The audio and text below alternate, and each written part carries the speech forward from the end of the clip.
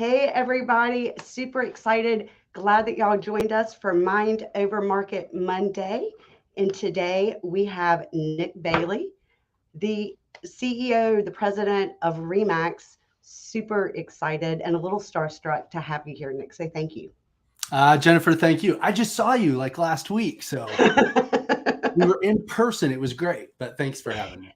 And I don't know how many CEOs of a large corporation would take the time to meet with me and to go to the conference. So I'm excited. Well, thank you. This is the best. I truly mean this. This is the best part of what I get to do is when I get to hang out with all of you and do things like this and have a conversation. It's way more fun than budgets and paperwork, I assure you. Absolutely. So I do have a couple of questions for you. Okay, shoot. You ready? Yep. How does Remax help their agents become successful? Wow, big question. You're a Remax commercial. I don't think there's enough time or tape to get this done. No. I'll tell you what, we have always said here at Remax, you're in business for yourself, just not by yourself. It's a collection of like-minded entrepreneurs. And so that attitude, we're celebrating our 50th anniversary this year, as you well know. And we've now grown to the largest this system has ever been, over 146,000 people spanning 110 countries and over 9,000 locations. And so there are a lot of individuals in this business that feel very similar to the philosophy that we have. And granted, we're not for everyone. We're the first to admit that. But very proud of the fact that Remax agents outproduce their next closest competitor 2-1. Nobody in the world sells more real estate than Remax. And so there's a level of professionalism, partly because of the fact that the average Remax agent also has twice as many years in the business. And so right now is a great example. Markets are changing and you have to adapt. You have to learn new ways to serve your clients. And I think that's what's been best served with agents sharing ideas over the last 50 years is their ability to adapt to different markets. Right. And I agree. That is my takeaway from the conference. And I try to go to as many conferences as I can because I do feel like I'm in a room with the best of the best agents. And you are learning because I've been in real estate 17 years and it's a little bit of a different market in that we've always seen shifting markets, but these are shifting like 4 or 5 times a year. I mean, it seems like it's changing quickly and on a dime. And it's nice to be with the best agents in a room to share ideas and to grow. I tell everybody, especially in this business, if they're agents, I've been in the business now nearly 3 decades. Dang, you old. Hey, is this show over yet? No, but and in 3 decades, guess what has happened every single year? And let's go back to when I was born. Do you know from the time I was born until I graduated high school, rates had not been below 9.5%. So for nearly the first 2 decades of my life, rates were above 9.5%. And so it's all about what we get used to. And granted, the cost of housing was different. There's a lot of counter arguments, and I'm certainly recognize that. But there's something that's happened every year since I've been alive. That's right. People buy and sell houses. Well, absolutely. So what do you think? You have been in the industry a long time. What do you think is going to happen in 2024? I know you don't have a crystal ball, but in your knowledge and experience, what would you project? You're right. We don't have a crystal ball, but I sure like to fake like I do have one because I don't mind making a prediction. I don't mind when I say, yeah, we got this part right, or maybe we didn't. None of us can predict what tomorrow looks like. But in my best estimate, I think what we'll see now between now and the end of the year will be very much similar. Rates may bounce up just a little bit, down a little bit. I think in the first half of next year, things will look similar. I think we'll have a little bit better of a spring market next year in 24 than we had in 23. Excuse me, because those in the business know that the move-up buyer didn't come to the spring market. That's right. 90% of consumers have an interest rate under 5%, and of that, 50% are under 3.5%. So whether they were madly in love with their home or not, they were madly in love with their rate, and so they said, we don't have to move. We'll keep the kids in bunk beds one more year, and then we'll figure it out. But the reality is what drives home ownership, as you well know, being in this business nearly 2 decades, is people get married. They have kids, they get divorced, there's death, there's reload for family reasons. Those will continue to be the drivers. And so I think we'll see the spring market bump up a little bit. But then, of course, we're going into a major election year next year.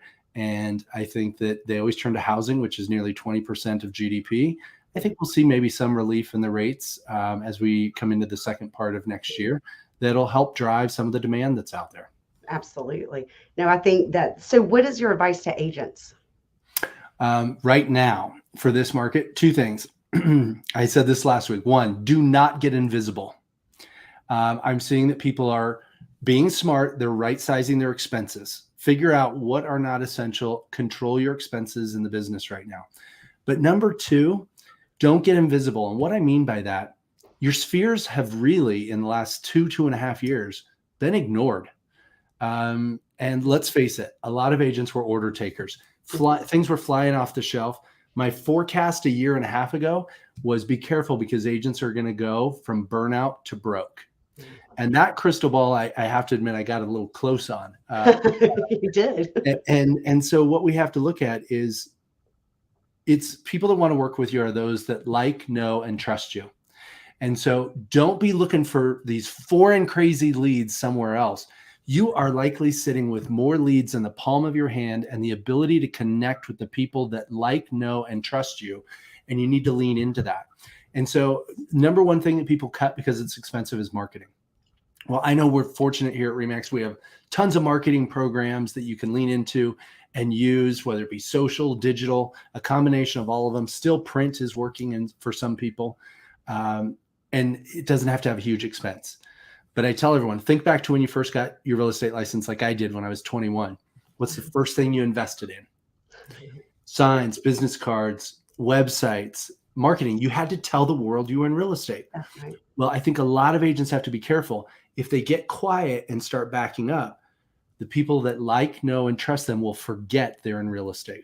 So let me ask you this, because there is a fine line between being branded and being out there and being egotistical, right? So I want to say, hey, I'm still in business. I want your business. I love you. You love me.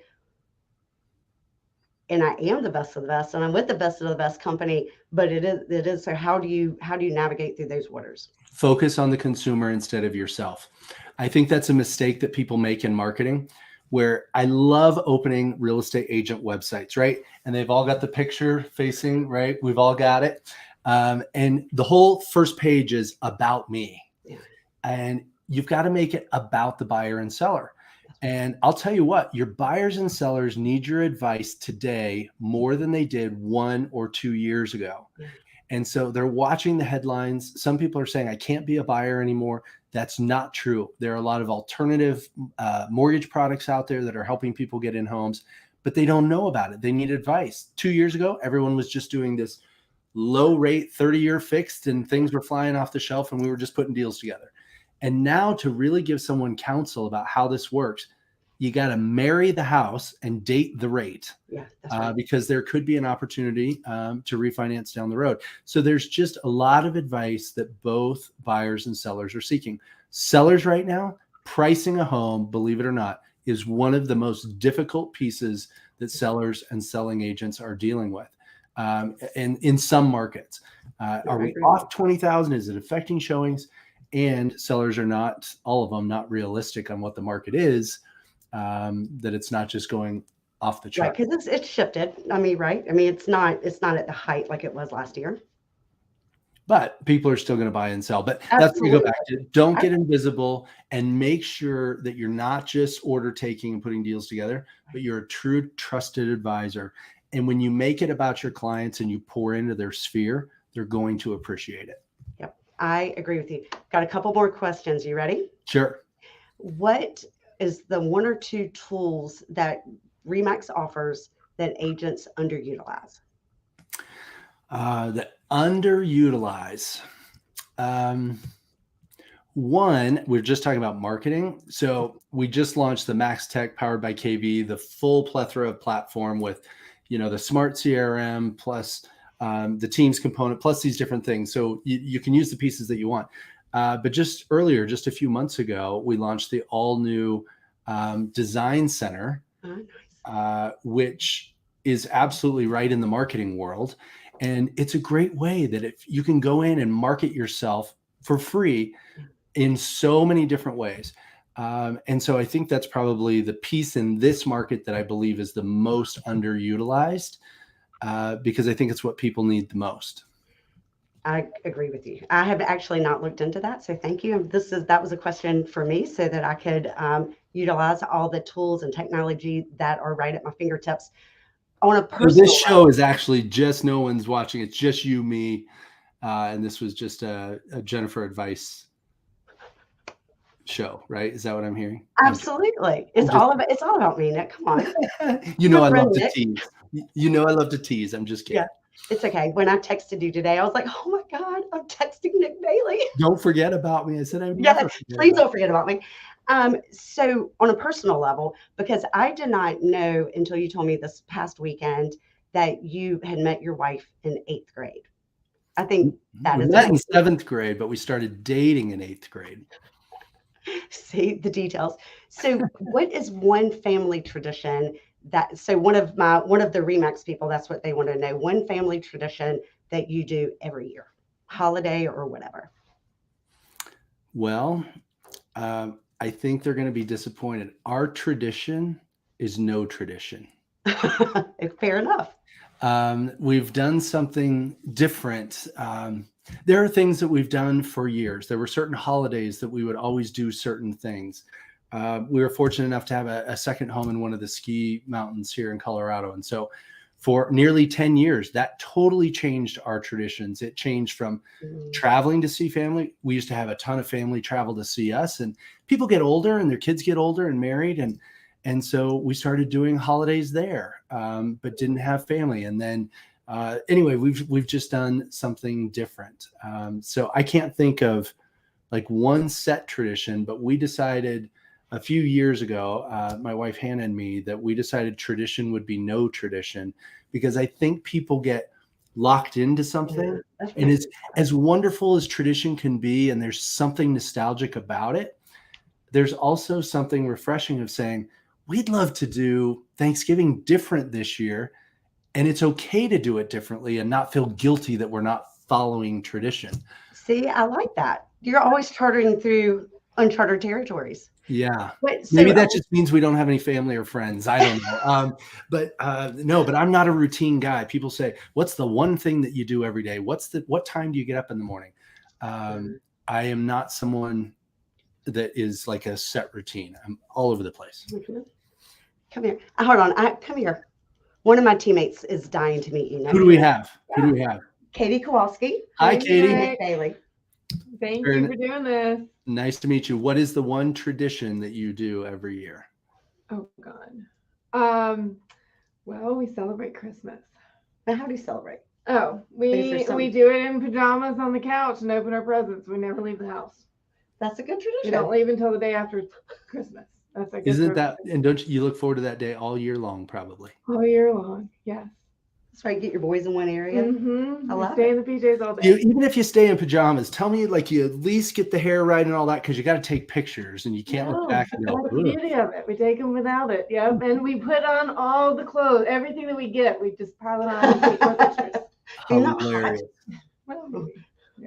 So That's here it's still warm at Christmas. Mm-hmm. Yeah, sometimes. That's awesome.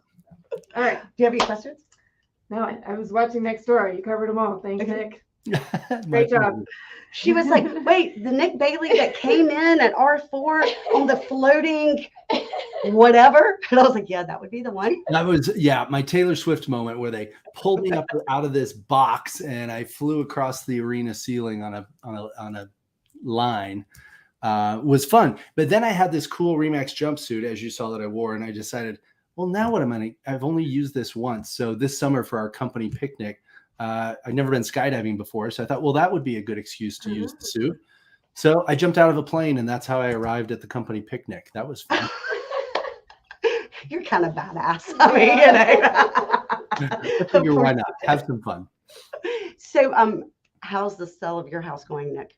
That was the hot topic last weekend. I was just on the phone with my listing agent before I jumped on here, and we were walking through it because we've had great showing activity. We only had one showing over this weekend, which we went, and that was weird. Couple of seconds, and I mentioned pricing is a hard thing, and so be doing a price reduction because I'm trying to move this thing quickly, and so we're working through the details just like any other seller. Except my poor listing agent is dealing with me as an agent, where, of course, I have been an agent for a long, long time. And so it's not fun to be my agent, put it that way. No, I understand. Yes, I went through that years ago too. And I finally had to hire a different agent because I was too emotionally involved and it wasn't going well. So that was okay. That was a long time ago. We've got a lot of people saying, hey, hey, hey, hey. But are you open to questions if anybody has anything you want? Yeah. And I will tell you, my wife was out of town this weekend. We had a showing. Here's one advantage to having a husband that's a real estate agent. I can clean and stage a house like nobody's business. And so no one knew that anybody was out of town. This place looked perfect. See, that's awesome. So I don't really have any questions. A lot of people are just saying, hey, and checking in. But if anybody has any questions in the next 2 or 3 minutes, put them down there. We'll show them. We'll see if we can get Mr. Bailey to answer them. But we need questions. So once we get them, I'll put them up there next. But tell me, what brought you to RE/MAX? Great question. So I had grown up here in Denver. It's where home is for me. And my family, I lived in Wyoming, Montana, and Colorado. And so my dad worked for an oil company. And so we only moved between those 3 states. And excuse me. So I lived here, went to Wyoming. That's where I met Hannah. We met in junior high and dated. I went to college, got my license when I was 21, started selling real estate, opened an office with a partner, and did that for about 5 years. And after I graduated college and did all that good stuff, I really wanted to come back to Denver. My wife had gone to school in Minneapolis. And so we kind of had an inkling to get back to a city life. And so Denver and Colorado is just hard to beat. And so ironically, I knew RE/MAX was headquartered here. I was 26. I'd been part of a franchise brand before in real estate. And I got to meet some of the regional and headquarter. And I thought, man, I thought that's interesting. And leadership has always been interesting to me. So I picked up the phone and I called RE/MAX one day and I said, hey, here's who I am. Maybe I want to work for you. And they said, thanks, no thanks, bye. And I shot him a resume, and literally I had a call back within 2 weeks. They put me on a flight 2 days later, came to Denver. I interviewed. That was on a Friday. My phone rang Saturday morning at about 8 o'clock in the morning, and they offered me a job. And so I moved to Denver when I was 26, and I worked for RE/MAX headquarters for nearly 12 years. And then I left for 7. That's when I did the Trulia Zillow thing. Go ahead, boo, or whatever, love.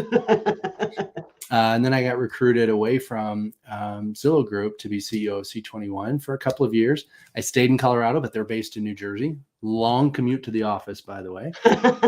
And we just decided Colorado was home. And so we decided to stay here, and I left my role there and got a phone call from Dave Linegar and Adam Contos, the CEO at the time. And they said, hey, would you want to chat? Would you ever consider coming back and leading this brand? And so that certainly wasn't in my plan, but sometimes you never know. And here I am, and I've been back just over 4 years.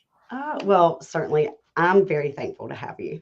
I feel like a little peon, but I'm very thankful to have you. But Carol has a question. What's your biggest fail, Nick? What feels like my biggest fail is I got fired once. It was from RE/MAX. People ask, that's why I left. And I was part of just kind of a corporate restructure. And I always thought, no matter what, that was after the downturn, which was difficult. And I always thought, no matter what, companies that continue to exist, they'll always keep the hardest workers. My numbers were the best of my colleagues. Like, I was good. And through that corporate restructure, and there were things happening in the corporate world, that's just kind of how it works. And I was part of that layoff. And so I thought it was a failure.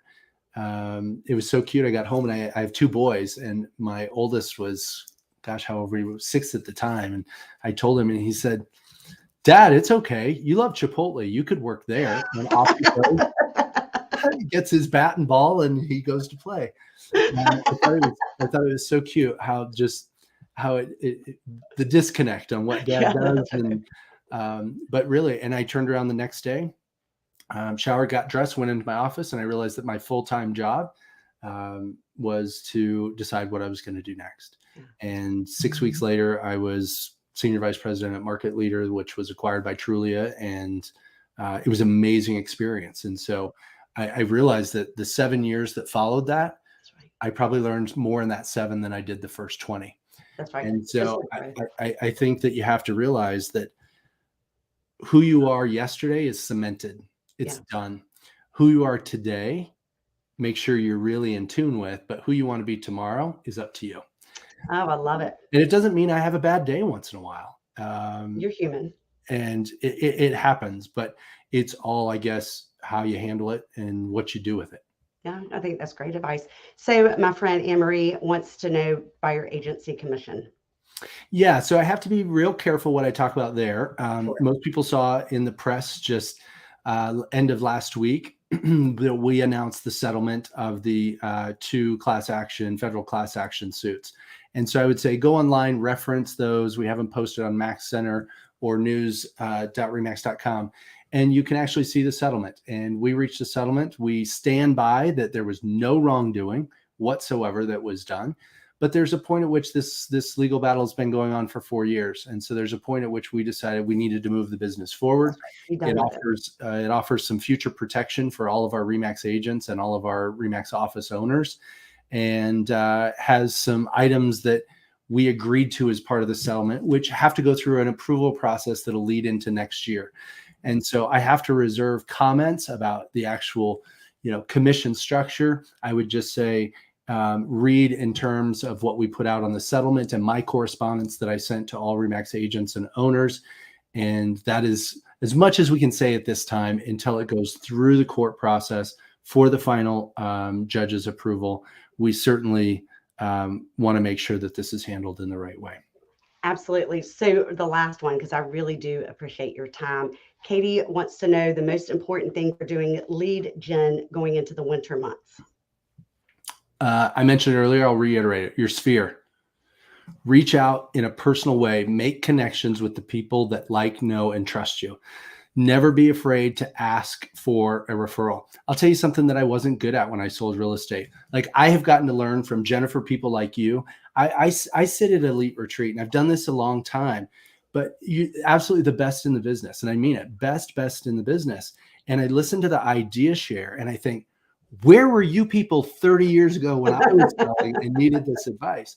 I learn something every single time I get to spend time with all of you. And so as much as I've been around this business and I get to be a teacher in many ways, I'm regurgitating a lot of the things that I'm able to hear all of you share with each other. So I certainly can't take credit for some of those things. But I will tell you that as I think back, like at the closing table, I never looked across at my clients and said, when they were happiest, they were thrilled. By the way, do you know anyone else that needs to buy or sell real estate? Am I picking up the phone and spending 2 hours a day prospecting, calling the people that like, know, and trust me? Hey, Jennifer, it's Nick Bailey over here at REMAX. Lots going on with the REMAX market or with the real estate market. You've been in your house now 3 years. How are you doing? How are the kids? Are you loving the house? And I'll tell you a true story that happened about a year ago. A COVID move from outside a city. They wanted to get about an hour and a half away. Everyone was only going to work from home for the rest of their lives. We all knew that was not true. She called this person 8 months later, said, how are you doing? They said, I'm so glad you called. We need to put our house on the market. Wow. Her husband's company had called them all back to work and they had to move back to the city. Wow. And so you never know what's happening in the lives of your clients. And she said, it's the last person that I would have thought would have needed my real estate. Yeah, 8 months later, right? And of course, people say, well, they would have called me anyway. Check your ego for a minute. Your clients forget who you are because stainless steel appliances have ruined our business because we can't hang our picture in their kitchen all day long anymore. And so believe it or not, you're not top of mind for these people. Right. The average consumer only uses our services 2 to 3 times in their lifetime. They are not thinking about you. And when we survey consumers, nearly 90% of them can't even remember their agent's first name. And so that's a reality check. And I know people will say, well, I'm very good at keeping in touch with, we can never be good enough at keeping in touch. And so get in your database. And again, we have the ability to connect with our clients easier now than 10 years ago, 20 years ago, 30 years ago, and absolutely pour into these people. And don't be afraid to ask every time. Glad you're doing well. By the way, my business is based on referrals. Do you have anyone else that you might be able to refer me to? I never wanted to ask that question because I always felt like I looked desperate. Do you know anybody else that wants to buy or sell? Because I really need a client. I always thought that's what it sounded like. But then I listened to the pros in the business when they say, by the way, Jennifer, it was so great to work with you. I wish I had 10 more clients like you. And you know, my business is totally built on referrals. Is there anybody you can think of that you would like to refer to me? It's powerful. It's very powerful. And people that like, know, and trust you will love to give you business. So A, reach out. B, don't be afraid to ask for the business. Well, Nick, thank you. I am not going to monopolize any more of your time, but I'm very appreciative for the time you gave me. And I appreciate you and everything you've done. I'm glad you're back at Remax because you definitely make a difference. Well, thank you. And anytime I can be with you, I told you this is what I love to do. I love spending time. So it's an honor to be asked. Well, awesome. I look forward to, I hear you're coming to our Remax executive in January, the first of the year. I don't want to call it party, meeting. I'd rather let's do a party instead of a meeting. It sounds way more fun. We'll do the party. Yes, we'll have a party. Absolutely. Anything you want, Nick. Well, I will look forward to seeing you in, by the way, January. I'll be here like that. And that's so, exactly right. We'll have some fun when I'm there in person. I look forward to it. Thank you so much. And thank you for your time. Thanks, Jen. See you next time. Absolutely. Bye.